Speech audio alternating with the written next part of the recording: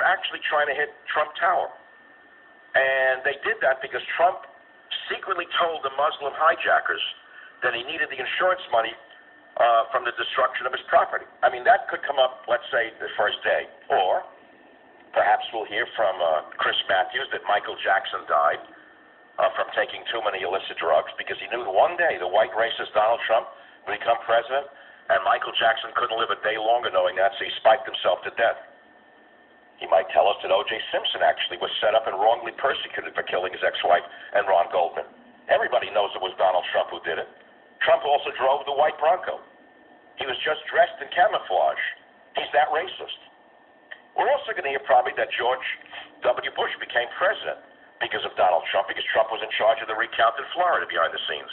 After all, think about it. Trace it back.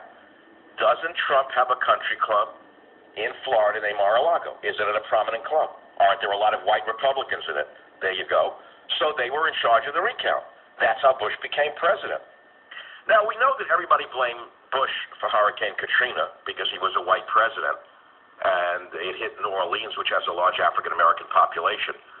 But I wouldn't be surprised if Samuel Jackson and Meryl Streep and Al Sharpton and Steven Spielberg and all the rest of them who attended the last event don't hold a press conference and say that it was Donald Trump who had the money and the resources to steer that hurricane with a special trick machine towards New Orleans, especially towards African-American neighborhoods. And that Donald Trump actually and his sons and his daughters actually put the charges in